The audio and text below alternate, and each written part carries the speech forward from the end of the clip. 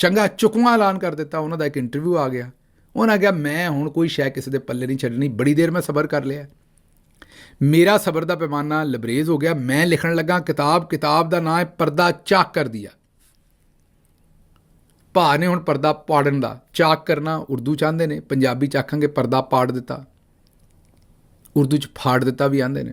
ਸਾਡੇ ਰਾਜਾ ਰਿਆਜ਼ ਸਾਹਿਬ ਜਿਸ ਵੇਲੇ ਉਰਦੂ ਬੋਲਦੇ ਨੇ, ਉਰਦੂ ਵੀ ਪੰਜਾਬੀ 'ਚ ਹੀ ਬੋਲਦੇ ਨੇ, ਉਹ ਕਹਿੰਦੇ ਨੇ ਹਮਨੇ ਆਪਕੇ ਪੋਸਟਰ ਪਾੜ ਦੇਣੇ, ਹਮਨੇ ਆਪਕੇ ਪੋਸਟਰ ਪਾੜ ਦੇਣੇ।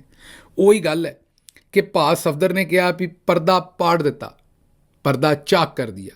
ਇਹ ਕਿਤਾਬ ਲਿਖ ਰਹੇ ਨੇ, ਅੱਲਾ ਹੀ ਖੈਰ ਕਰੇ ਕਿਹਦੇ ਪਰਦੇ ਪਾੜਨੇ ਨੇ। ਵੈਸੇ ਭਾ ਜਿਹੜਾ ਹੈ ਉਹ ਪਾੜ ਇੱਕ ਵਾਰੀ ਪਕਾਨੇ ਦਿੰਦਾ, ਮਤਲਬ ਕਿ ਗੁਬਾਰੇ, ਜਿਵੇਂ ਵਿਆਹ ਸ਼ਾਦੀ ਆਪਣਾ ਸਾਲਗਿਰਾ ਦੇ ਉੱਤੇ ਉਹ ਪਿੰਨ ਮਾਰ ਕੇ ਗੁਬਾਰੇ ਨਹੀਂ ਫਾੜੀ ਦੇ, ਅਤੇ ਭਾ ਜਿਹੜਾ ਹੈ ਨਾ ਉਸੇ ਤਰੀਕੇ ਉਹ ਫਿਰ ਉਹਦੀ ਆਵਾਜ਼ ਆਉਂਦੀ, ਬੰਦੇ ਡਰ ਜਾਂਦੇ ਨੇ ਜਿਸ ਵੇਲੇ ਗੁਬਾਰਾ, ਉਹਨੂੰ ਪਕਾਨਾ ਕਹਿੰਦੇ ਨੇ ਪੰਜਾਬੀ 'ਚ।